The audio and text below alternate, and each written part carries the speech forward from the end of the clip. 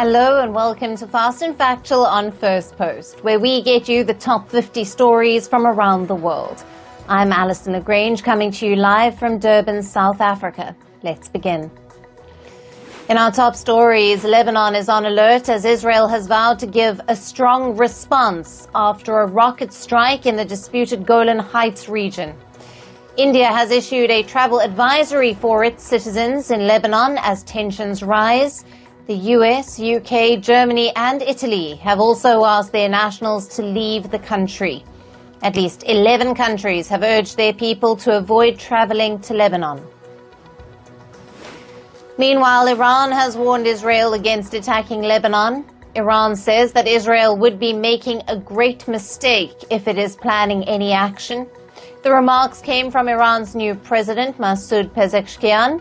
Now, he said this to French President Emmanuel Macron while on a call with him. The Lebanon-based Hezbollah group is readying itself for an Israeli reprisal following the attack on Golan Heights. Reports say that Hezbollah has started moving its precision-guided missiles and is preparing to use them if war breaks out. The rocket strike in the Israeli-controlled Golan Heights killed 12 children over the weekend. Israel has accused Hezbollah of plotting the attack, which the group denies. Israeli forces launched a drone attack in southern Lebanon. It reportedly killed 2 people. At least 3 others were injured, including a child. This was Israel's first action following the rocket attack on Golan Heights. Now, the escalating hostility between Israel and Lebanon has also disrupted air travel in Beirut. Hundreds of flights to and from Lebanese capital have been cancelled or delayed. Air France and the German airline group Lufthansa suspended flights to Beirut. Lufthansa said it would be terminating flight services up until the 5th of August due to the developments in the region. Israeli Prime Minister Benjamin Netanyahu visited the site of the rocket strike in Golan Heights. He was met by angry protesters who asked him to leave and called him a war criminal. Netanyahu laid a wreath at the attack site in the town of Majd al-Shams. He also visited the families of those who lost their lives in the incident. Former U.S. President Donald Trump has agreed to an interview with the Federal Bureau of Investigation. The FBI wants to question Trump over the assassination attempt earlier this month. The FBI says it wants to get Trump's perspective on the shooting. A gunman had opened fire during a rally in the U.S. state of Pennsylvania, injuring Trump and killing an attendee. A knife-wielding attacker killed 2 children and wounded 11 others in Britain's Southport. The incident took place during a dance workshop. Police officials have arrested a 17-year-old suspect for murder and attempted murder. The suspect's motive is still not clear.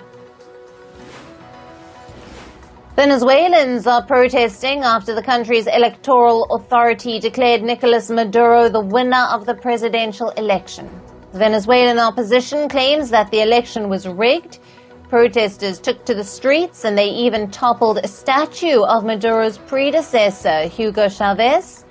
World leaders and observers are calling for a detailed breakdown of the election results. A passenger train collided with a truck at a railway crossing in southern Russia yesterday. At least 100 people have been injured in the accident. The train was traveling to the city of Adler when it collided with the truck at the unguarded crossing. No deaths have been reported so far. Meanwhile, the train derailed in the Indian state of Jharkhand today. The accident has resulted in 2 deaths and 20 people have been injured. The train was traveling from Howrah to Mumbai. Rescue and relief operations are underway. India's southern state of Kerala has been hit by massive landslides. Heavy rainfall triggered landslides in the hilly areas of Kerala's Wayanad district. At least 84 people have been reported dead and several others are missing. Many are believed to have been swept away by the Chaliyar River. Prime Minister Narendra Modi has announced an ex gratia payment of 100,000 rupees to the families of the deceased. Moving on to climate news now, China has approved relief funds of about $70 million for the recovery of damage caused by Typhoon Gemi. The allocated fund will be distributed among 5 provinces. In the Fujian province alone, Typhoon Gemi damaged infrastructure worth $220 million. The tropical storm continues to batter China's southern and northeastern provinces. Meanwhile, floods have severely impacted displacement camps in Sudan's eastern city of Kassala. At least 5 people have lost their lives and over 10,000 have been affected. Heavy rain caused extensive flooding in Pigeon Forge City in the U.S. state of Tennessee. An amusement park in the city was heavily flooded. In just a span of an hour, nearly 12 centimeters of rain fell in the area. The ongoing park wildfire has grown to become the U.S. state of California's 6th largest wildfire ever. Nearly 149,000 hectares of land have been ravaged since the fire began. About 4,800 firefighters are currently battling the raging park wildfire. Another wildfire called the Pioneer Wildfire has expanded to over 33,000 hectares. This is to the northwest of the city of Chelan in the U.S. state of Washington. Firefighters have managed to contain just 14% of the fire so far. About 200 firefighters from South Africa have arrived in Canada. They are there to help battle wildfires in the province of Alberta. A fire in Alberta's Jasper National Park is the largest wildfire in the area in over 100 years. The temperature is expected to rise to as high as 35 degrees Celsius in Paris today. A heat alert has been issued. The soaring temperatures are expected while the Olympic Games are underway. Experts have warned that temperatures above 35 degrees Celsius could affect the athletes participating in the Games. A new study says that forests and other land ecosystems failed to curb climate change in 2023. A drought in the Amazon rainforest and record wildfires in Canada's forests hampered their ability to absorb carbon dioxide. And on to business and tech news. American fast food chain McDonald's has reported a decline in sales for the second quarter of this year. In the April to June quarter, McDonald's global sales declined by 1%.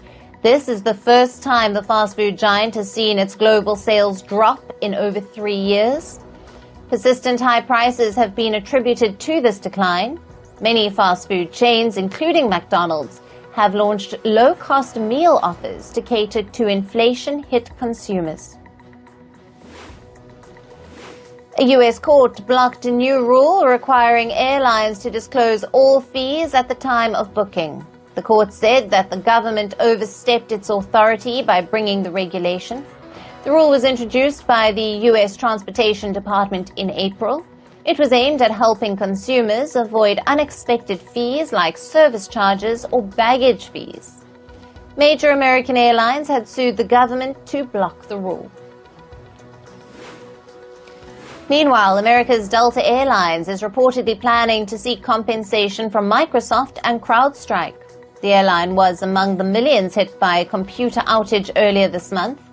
Delta Airlines had to cancel over 6,000 flights due to system disruptions. Reports say the airline has hired a law firm to help seek compensation. Elon Musk's rocket firm SpaceX is reportedly in talks with US and Australian officials. SpaceX wants permission to land and recover its Starship rockets off the coast of Australia. The move is part of testing the firm's 2-stage reusable rocket system. SpaceX plans to launch its rockets from Texas. A part of the rocket will land in the sea off the coast of Australia and be recovered from there. And Singapore's state-owned investment firm Temasek plans to invest $30 billion in the US. This investment will be spread over the next 5 years. Temasek says it plans to invest in artificial intelligence-related firms. This includes semiconductors, data centers, and the companies that support them. Australian miner BHP Group has partnered with Canada's London Mining. They plan to jointly take over Vancouver-based mining firm Filo Corp. Now, they have proposed a $3.25 billion to buy Filo Corp. And ahead of a Thursday deadline, reports say the European Union is likely to give an unconditional approval for the merger of American tech firms Hewlett-Packard and Juniper Networks. The $14 billion deal was announced in January. However, the European Union had launched a probe to examine if Hewlett-Packard violated competition rules in taking over Juniper. Indian ride-hailing startup Rapido has become a unicorn. The firm's market value rose over $1 billion after a latest round of funding. Rapido has raised around $120 million in its latest funding round. The funding was led by Indian tech investment firm Westbridge Capital. And Meta is rolling out a new tool in its artificial intelligence studio. It will allow users to create and share their personalized AI characters. The AI characters will be an extension of users on Instagram. They will be able to reply to some common direct messages and respond to story replies. And Apple used chips designed by Google to train its new artificial intelligence model rather than NVIDIA. This was revealed in a research paper published by the iPhone maker. The move has come as a surprise, as NVIDIA commands roughly 80% of the advanced chip market. NVIDIA's chips are widely used by big tech firms like Google, Amazon, and even OpenAI. And moving on to sports news, India have secured a bronze medal in the 10-meter air pistol mixed team event. India was represented by Manu, Bhaker and Sarabjot Singh. Now, they edged past South Korea and defeated them 16-10. With the achievement, Bhaker became the first Indian shooter to win 2 Olympic medals and also the first Indian to win 2 medals in the same Olympic year. Indian shooter Arjun Babuta narrowly missed out on a medal at the Paris Olympics. He clinched the 4th spot in the men's 10-meter rifle. The 25-year-old ended with a tally of 208.4. His opponent from Croatia made the medal cutoff with a score of 209.8. And continuing with updates from the Paris Olympics, the men's triathlon event has been postponed. This is due to high pollution levels in River Seine, which was supposed to host the swimming leg of the event. The race was supposed to be held today. It has now been shifted to Wednesday. The River Seine's water quality was degraded due to the heavy rainfall just ahead of the start of the Olympics.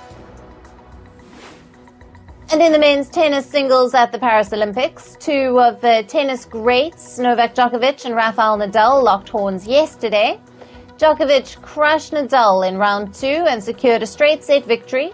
This was their 60th and possibly the final encounter.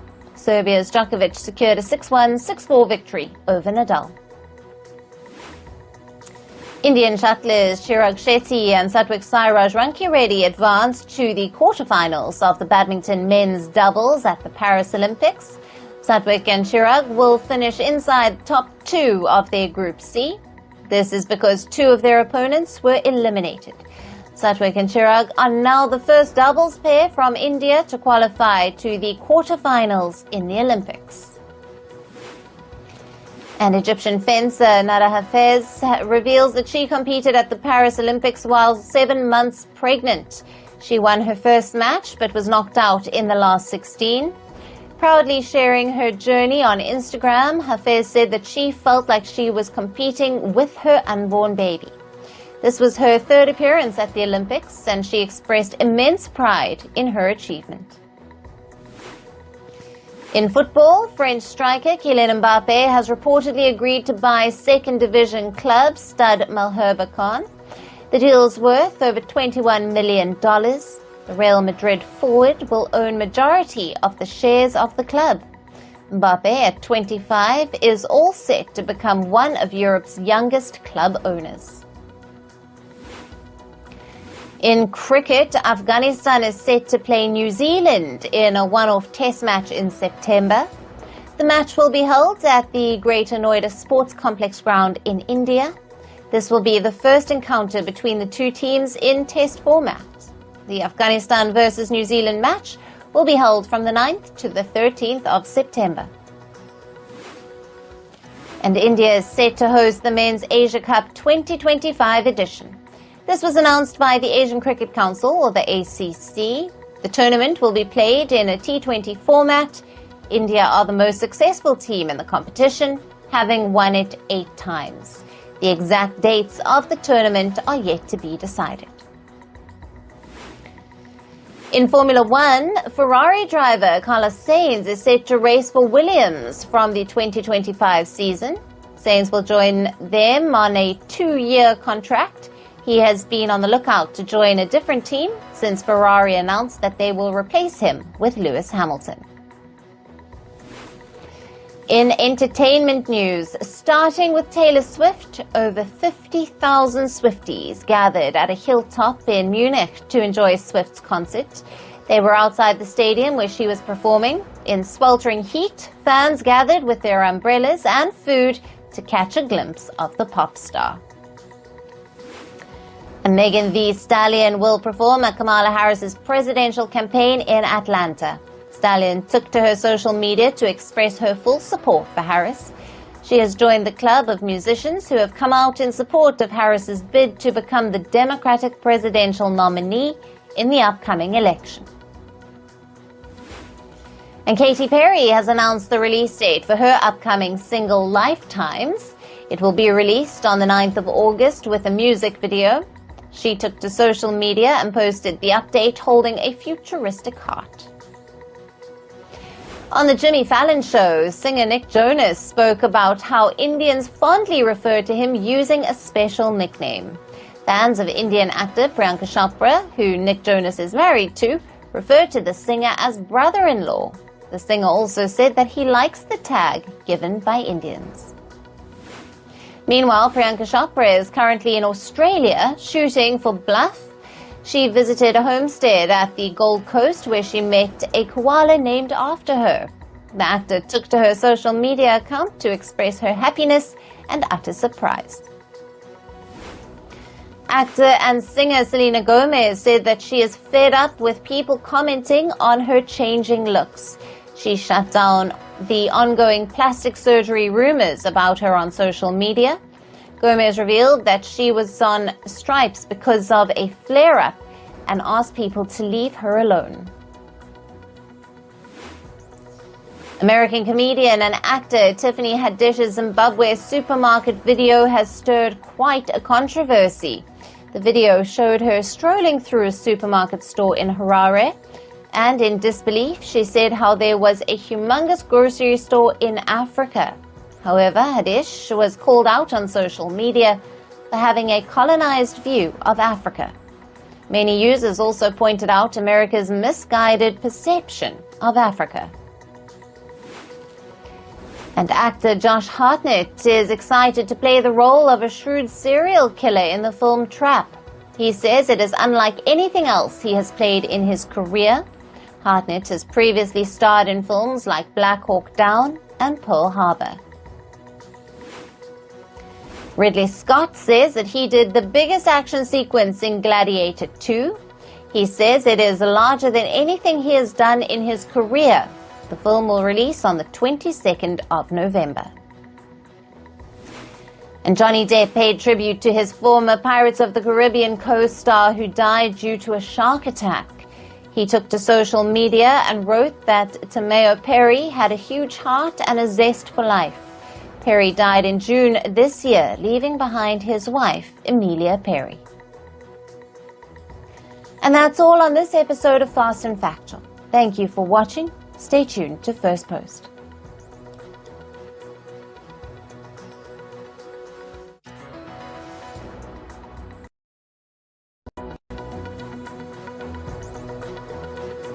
Hello and welcome to Fast and Factual. My name is Parekh and here are the top stories of the day.